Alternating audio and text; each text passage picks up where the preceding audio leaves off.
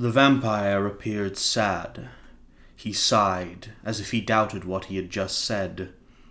"What was it?" he asked suddenly, as if he were slightly tired. "Yes, money. Lestat and I had to make money, and I was telling you that he could steal, but it was investment afterwards that mattered. What we accumulated we must use. But I go ahead of myself. I killed animals, but I'll get to that in a moment.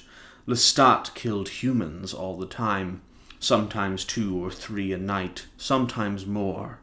He would drink from one just enough to satisfy a momentary thirst, and then go on to another. The better the human, as he would say in his vulgar way, the more he liked it. A fresh young girl, that was his favourite for the start of the evening.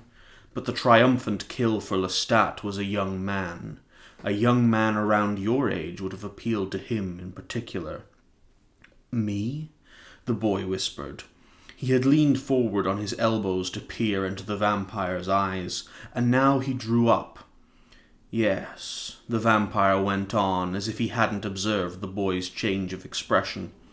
"You see, they represented the greatest loss to Lestat, because they stood on the threshold of the maximum possibility of life. Of course, Lestat didn't understand this himself. I came to understand it. Lestat understood nothing. I shall give you a perfect example of what Lestat liked. Up the river from us was the Freniere plantation, a magnificent spread of land which had great hopes of making a fortune in sugar, just shortly after the refining process had been invented. I presume you know sugar was refined in Louisiana. There is something perfect and ironic about it. This land which I loved producing refined sugar. I mean this more unhappily than I think you know. This refined sugar is a poison. It was like the essence of life in New Orleans, so sweet that it can be fatal, so richly enticing that all other values are forgotten. But as I was saying, upriver from us lived the Frenieres, a great old French family which had produced in this generation 5 young women and 1 young man. Now 3 of the young women were destined not to marry, but 2 were old enough still, and all depended upon the young man. He was to manage the plantation, as I had done for my mother and sister. He was to negotiate marriages, to put together dowries when the entire fortune of the place rode precariously on the next year's sugar crop. He was to bargain, fight, and keep at a distance the entire material world for the world of Freniere. Lestat decided he wanted him, and when fate alone nearly cheated Lestat, he went wild. He risked his own life to get the Freniere boy, who had become involved in a duel. He had insulted a young Spanish Creole at a ball. The whole thing was nothing, really, but like most young Creoles, this one was willing to die for nothing. They were both willing to die for nothing. The Freniere household was in an uproar, you must understand. Lestat knew this perfectly. Both of us had hunted the Freniere plantation, Lestat for slaves and chicken thieves, and me for animals. You were killing only animals? Yes, but I'll come to that later. As I said, we both knew the plantation, and I had indulged in one of the greatest pleasures of a vampire, that of watching people unbeknownst to them. I knew the Freniere sisters as I knew the magnificent rose trees around my brother's oratory. They were a unique group of women. Each in her own way was as smart as the brother, and one of them, I shall call her Babette, was not only as smart as her brother, but far wiser. Yet none had been educated to care for the plantation. None understood even the simplest facts about its financial state. All were totally dependent upon young Freniere, and all knew it. And so, larded with their love for him, their passionate belief that he hung the moon, and that any conjugal love they might ever know would only be a pale reflection of their love for him, larded with this was a desperation as strong as the will to survive. If Freniere died in the duel, the plantation would collapse. Its fragile economy, a life of splendor based on the perennial mortgaging of the next year's crop, was in his hands alone. So you can imagine the panic and misery in the Frenier household the night that the son went to town to fight the appointed duel, and now picture Lestat gnashing his teeth like a comic opera devil because he was not going to kill the young Frenier. You mean then that you felt for the Frenier women? I felt for them totally, said the vampire. Their position was agonizing, and I felt for the boy. That night he locked himself in his father's study and made a will. He knew full well that if he fell under the rapier at 4 a.m., the next morning his family would fall with him. He deplored his situation and yet could do nothing to help it. To run out of the duel would not only mean social ruin for him, but would also probably have been impossible. The other young man would have pursued him until he was forced to fight. When he left the plantation at midnight, he was staring into the face of death itself with the character of a man who, having only one path to follow, has resolved to follow it with perfect courage. He would either kill the Spanish boy or die. It was unpredictable, despite all his skill. His face reflected a depth of feeling and wisdom I'd never seen on the face of any of Lestat's struggling victims. I had my first battle with Lestat then and there. I prevented him from killing the boy for months, and now he meant to kill him before the Spanish boy could. We were on horseback, racing after the young Frenier towards New Orleans. Lestat bent on overtaking him, I bent on overtaking Lestat. Well, the duel, as I told you, was scheduled for 4 a.m. On the edge of the swamp just beyond the city's northern gate, and arriving there just shortly before 4, we had precious little time to return to Pointe du Lac, which meant our own lives were in danger. I was incensed at Lestat as never before, and he was determined to get the boy. Give him his chance, I was insisting, getting hold of Lestat before he could approach the boy. It was midwinter, bitter cold and damp in the swamps, one volley of icy rain after another sweeping the clearing where the duel was to be fought. Of course, I did not fear these elements in the sense that you might. They did not numb me, nor threaten me with mortal shivering or illness. But vampires feel cold as acutely as humans, and the blood of the kill is often the rich, sensual alleviation of that cold. But what concerned me that morning was not the pain I felt, but the excellent cover of darkness these elements provided, which made Frenier extremely vulnerable to Lestat's attack. All we need do would be step away from his two friends towards the swamp, and Lestat might take him. And so I physically grappled with Lestat. I held him. But towards all this you had detachment. Distance? The vampire sighed. Yes, I had it, and with it supremely resolute anger.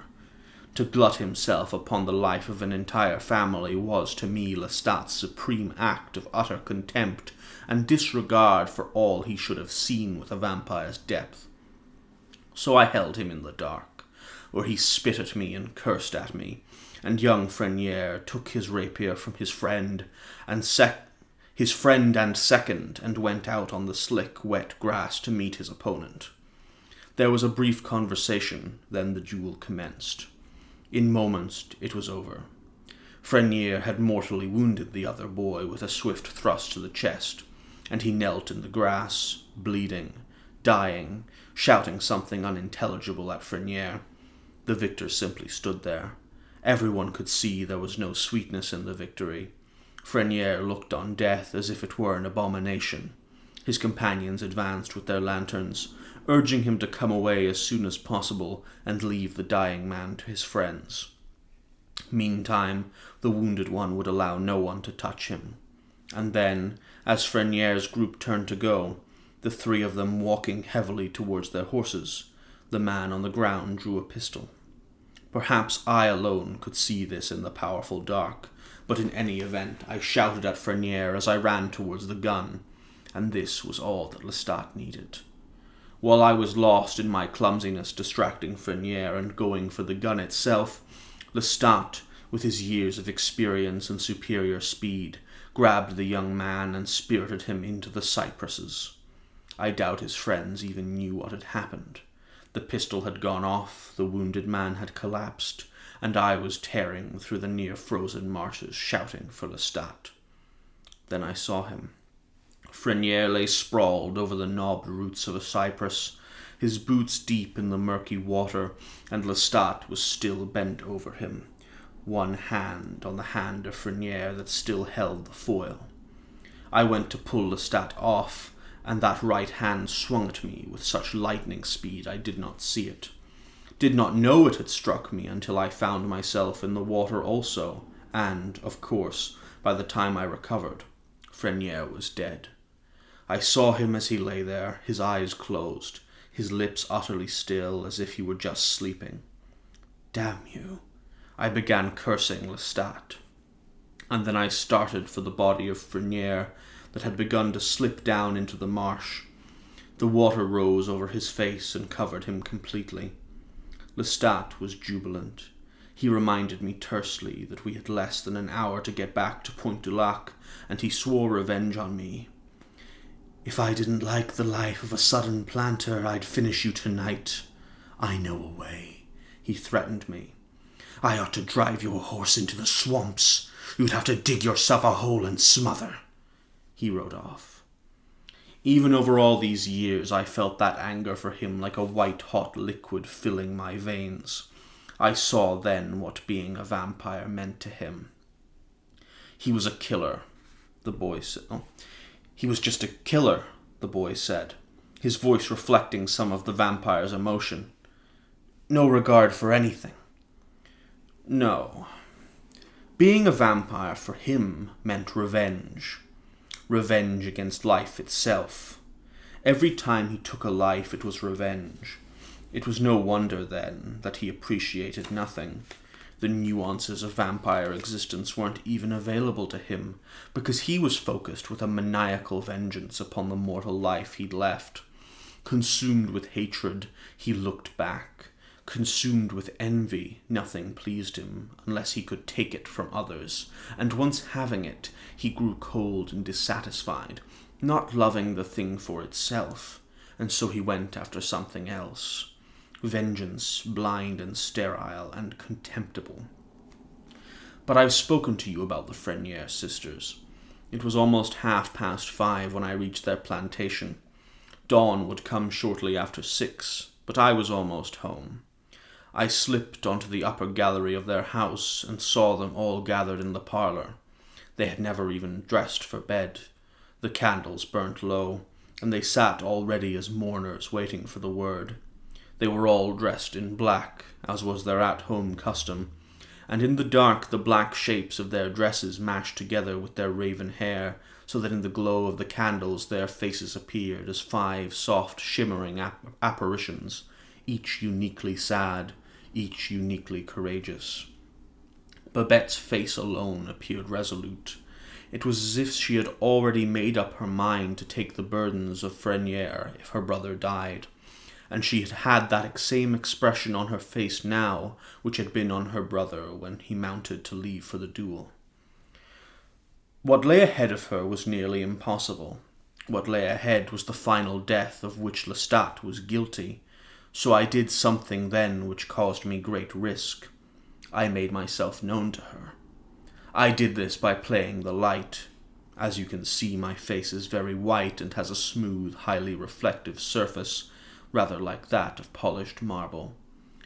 Yes, the boy nodded and appeared flustered. It's very beautiful, actually, said the boy. I wonder if...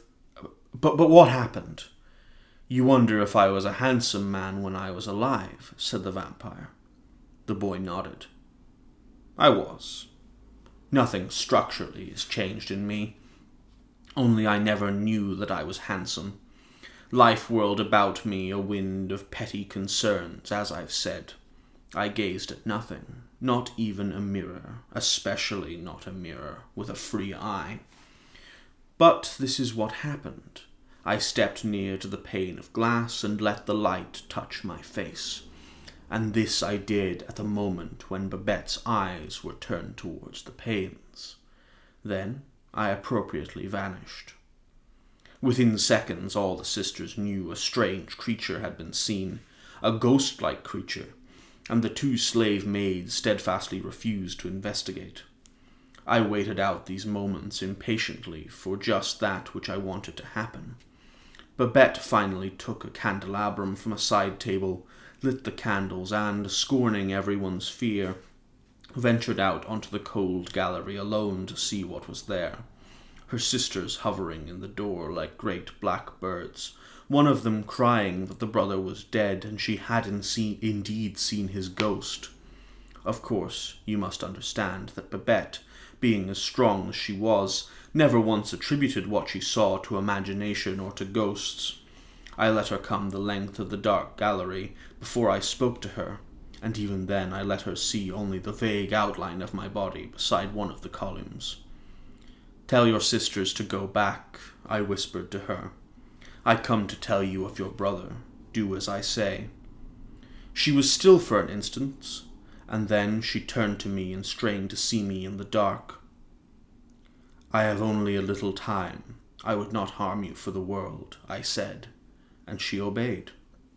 Saying it was nothing, she told them to shut the door, and they obeyed as people obey who not only need a leader, but are desperate for one. Then I stepped into the light of Babette's candles. The boy's eyes were wide. He put his hand to his lips. Did you look to her as you do to me?" he asked. "You ask with such innocence," said the vampire. "Yes, I suppose I certainly did. Only by candlelight I always had a less supernatural appearance, and I made no pretense with her of being an ordinary creature." "I have only minutes," I told her at once, "but what I have to tell you is of the greatest importance. Your brother fought bravely and won the duel. But wait, you must know now, he is dead. Death was proverbial with him, the thief in the night about which all his goodness or courage could do nothing. But this is not the principal thing which I came to tell you. It is this: you can rule the plantation and you can save it. All that is required is that you let no one convince you otherwise. You must assume his position despite any outcry, any talk of convention, any talk of propriety or common sense. You must listen to nothing. The same land is here now that was here yesterday morning when your brother slept above. Nothing is changed. You must take his place. If you do not, the land is lost and the family is lost. You will be 5 women on a small pension, doomed to live but half or less of what life could give you. Learn what you must know. Stop at nothing until you have the answers, and take my visitation to you to be your courage whenever you waver. You must take the reins of your own life. Your brother is dead." I could see by her face that she had heard every word. She would have questioned me had there been time, but she believed me when I said there was not. Then I used all my skill to leave her so swiftly I appeared to vanish. From the garden I saw her face above in the glow of her candles. I saw her search the dark for me, turning around and around, and then I saw her make the sign of the cross and walk back to her sisters within. The vampire smiled.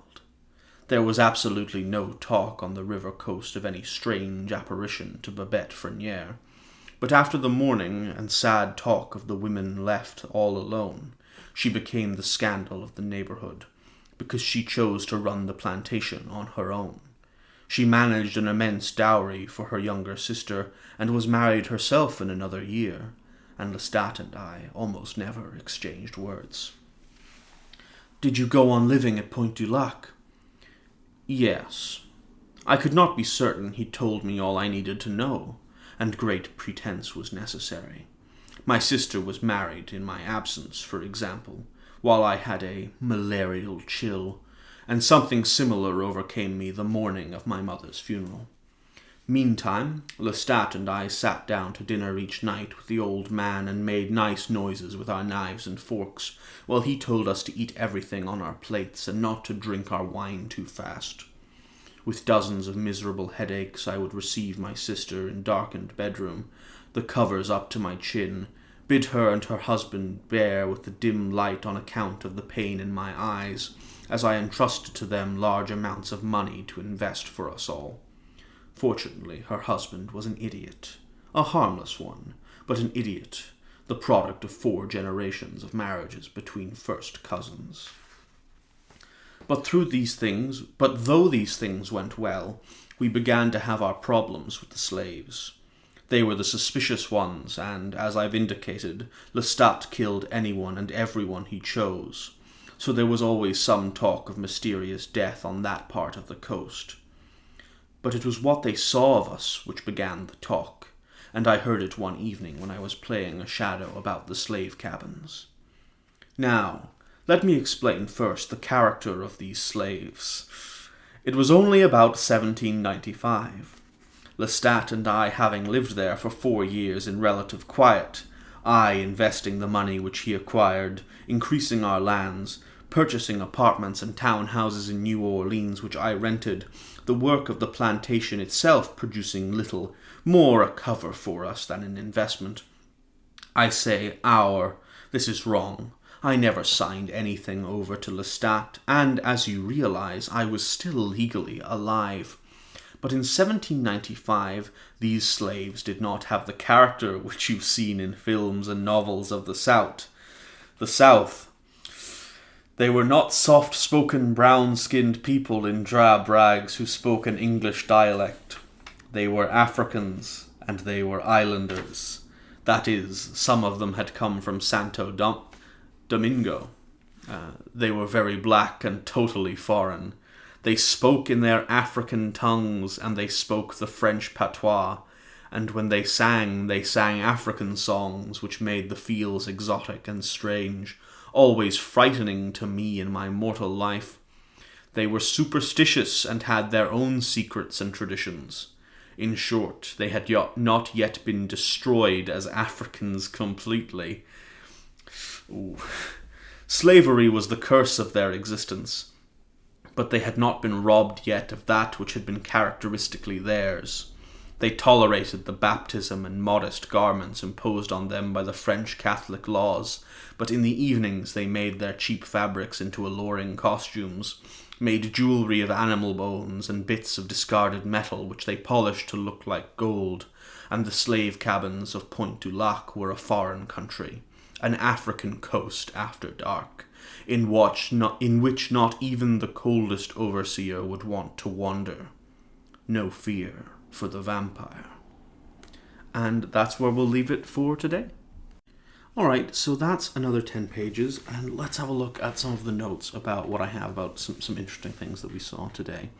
So, the first thing I think I want to talk about, and this is a theme that comes up a lot during this novel, and this is kind of, I think, one of the first instances where we really see it in play, is this notion of the possession of female characters by the male characters. It's something we see with both Louis and Lestat in different ways. Louis is showing a degree of this same obsessive possession that we talked about with Lestat yesterday. He does have this kind of ardor of love which wants to possess things. Except in Louis' instance, it's manifesting different. In his instance, it's kind of manifesting as this obsessive protection of Babette and her sisters.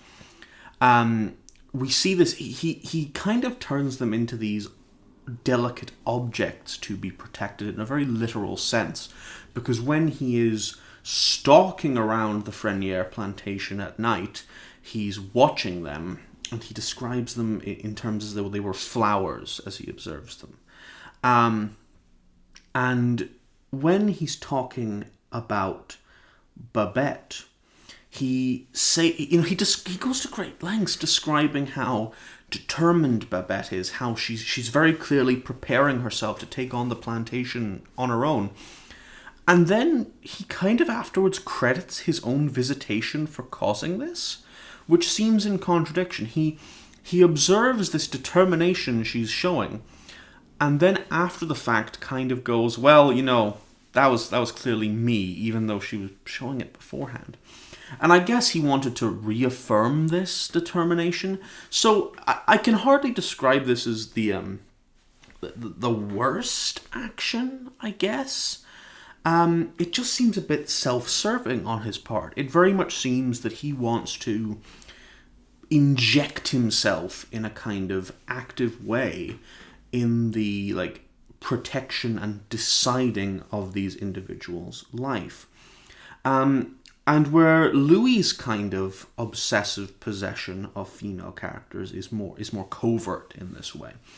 I think Lestat's is very overt. His attitude towards women is fairly obvious, in that he relishes in violence against women.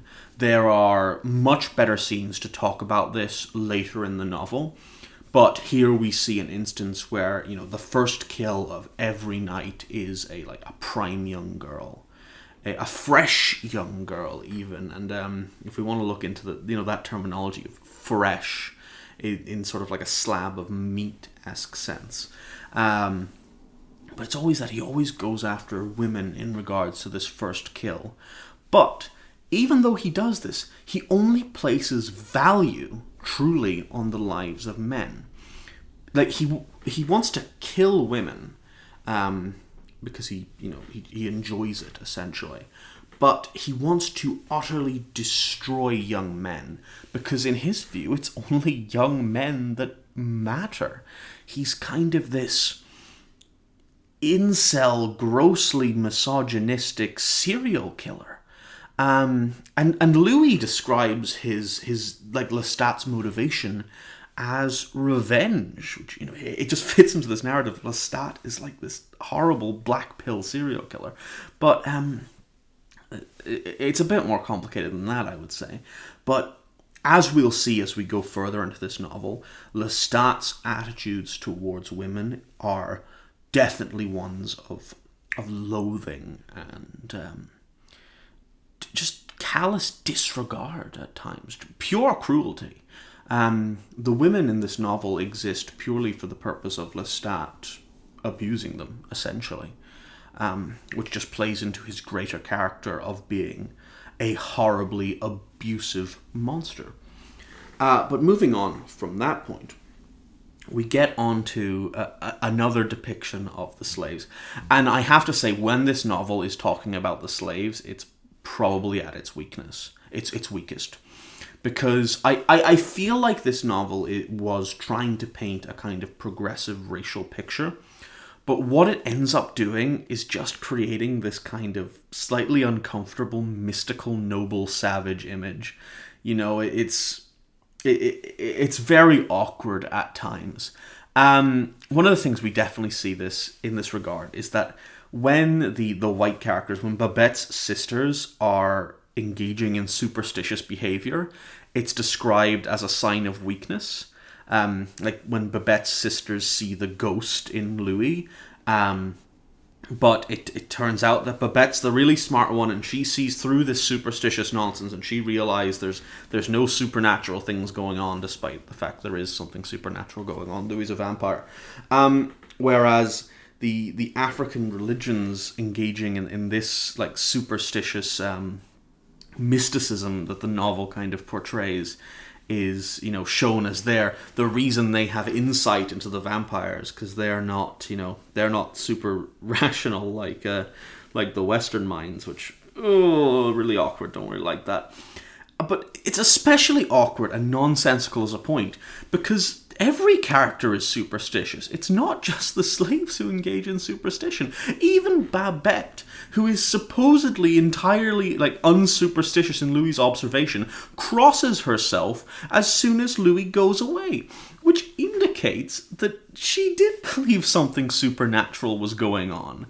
So all that culminates in this depiction, even though I sense that it's trying to be progressive and it's trying to say that these people are tuned into something that we aren't. It just ends up portraying this African religion as this kind of exotic, mystical, enticing entity that we should like look at with awe and wonder, as opposed to anything more sensitive and realistic. And the real problem here is that why does this have to be based on superstition? Why does the identification of the vampires have to be based on their superstition in this regard? Like, Louis's attitude is claiming that the reason they see through this is superstition, but we'll talk about this a bit more tomorrow. There are so many reasons they could figure out something was wrong, as opposed to just there's like exotic mysticism. It's really clumsy, in my opinion, and it's not a strong point of the novel. It's a really, really weak point, in fact, and it is a shame that it goes to such levels of being just kind of insensitive, in my opinion. But we'll put that beside. We'll talk about it a bit more. It doesn't last throughout the entire novel, at least. There are a few more kind of iffy moments, but once we get out of like the first third, we're away from most of this like really weak writing. And we'll talk like a bit more about Louis, I guess, because let's not forget that the main characters are still slave owners, and Louis is still allowing Lestat to go out and kill people, mainly slaves, and also like just random people. And Louis describes his lack of action in terms of this detachment. And he describes that the reason he's able to see humanity for what it truly is by detaching himself from anything. But all his detachment culminates in is this kind of whiny, semi-narcissistic excuse for doing nothing. Like, there are so many opportunities Louis has to actually practically help people, and he never really takes them because he excuses it away under detachment. Like, Louis says himself, he cares nothing for money. And yet, when he sees the situation the Frenier sisters are in, he never even considers offering them financial support at all. Instead, his plan is this convoluted ghosting entity where he's going to convince the main sister, she's going to convince Babette to do something she was already planning on doing. Like, as opposed to just, I don't know, sending a letter being like, I'm very sorry to hear about what happened. If you'd like any help, just ask and I'll send you some money, or even anonymously sending the money or something like that. Something to help them tangibly as opposed to just haunting them effectively. And I mean, it is a plot point that we'll see how that culminates as we go a bit forward, and I think the novel recognizes it's not a great idea what Louis is doing, but it's just an analysis of Louis' character in this regard, where he's detached himself with this excuse of seeing the true nature of humanity, but in reality it's just an excuse for him to do nothing. He doesn't have to do anything if he claims not to care. He is perfectly happy to let Lestat go out every night and kill people. Lestat is killing dozens upon dozens upon dozens of real people. And Louis just like, he hasn't told me everything there is to know about vampires yet, so I guess I'll just have to let him do it. That's nonsensical.